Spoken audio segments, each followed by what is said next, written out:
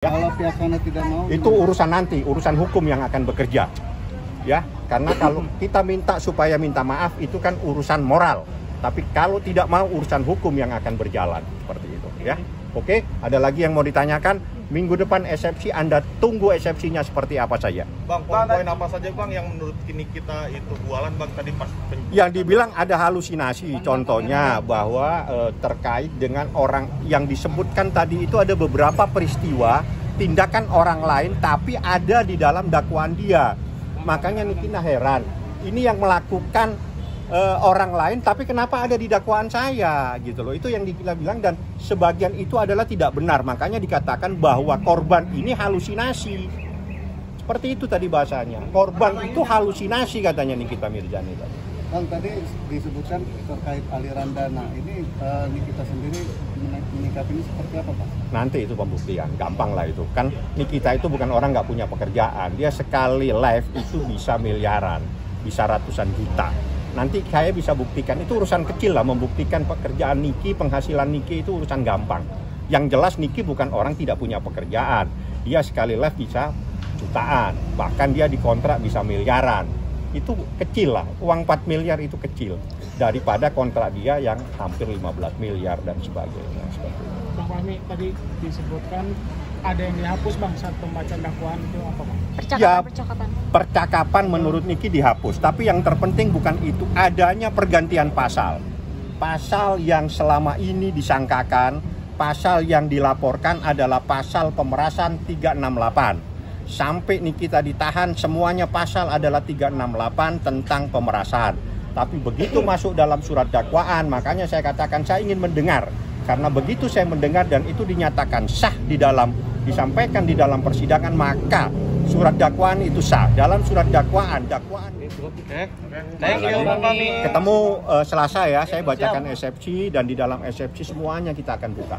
Oke. Saya mohon didukung, mohon sama-sama kita tegakkan kebenaran, tidak perlu kita takut ya. Oke. Fadel gimana Bang? Fadel besok sidangnya ini Fadel. Kamu ada tambahan kali? Mana Usman? Besok itu sidangnya Fadel, tapi sidang itu tertutup untuk umum. Yang saya tidak tahu apakah besok itu terdakwa mengajukan eksepsi atau tidak. Kalau terdakwa tidak mengajukan eksepsi, maka sidang berikutnya adalah pemeriksaan pelapor, dalam hal ini Nikita Mirzani. Nikita pasti datang, Laura pasti datang.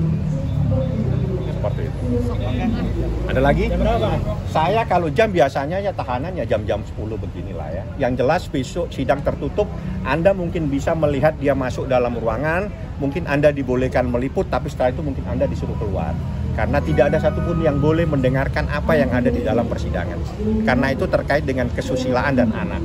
Yang jelas Nikita Mirzani wajib diperiksa sebagai pelapor, Laura wajib diperiksa sebagai korban.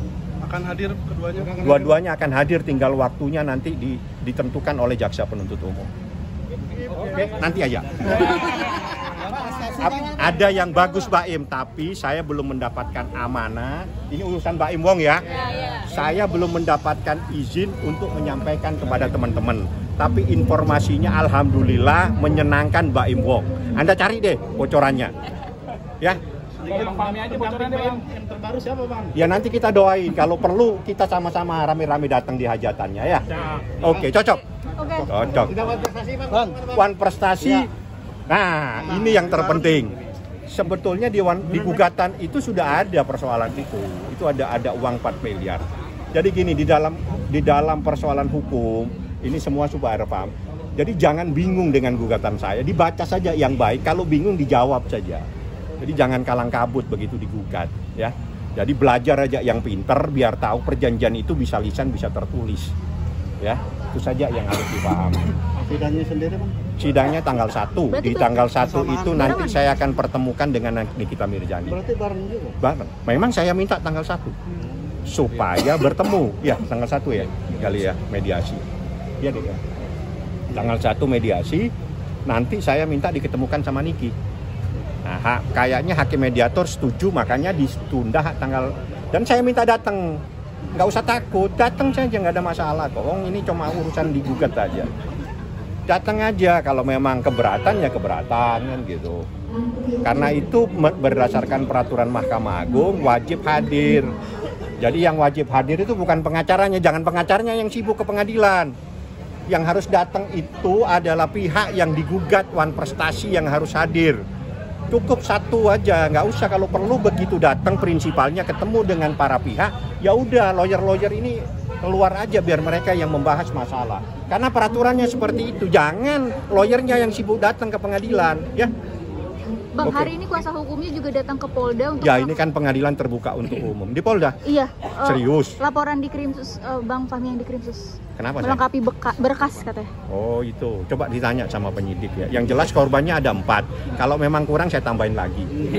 Ya, yang jelas tadi sabar Nikita sudah pesan 7 kali 24 jam. Segera minta maaf karena tidak ada tindak pidana pemerasan yang selama ini disampaikan kepada masyarakat. Niki tidak pernah melakukan pemerasan titik dan itu sah. Setelah dibacakan di dalam dakwaan menjadi sah. Nikita bukan pemeras. Selesai sudah.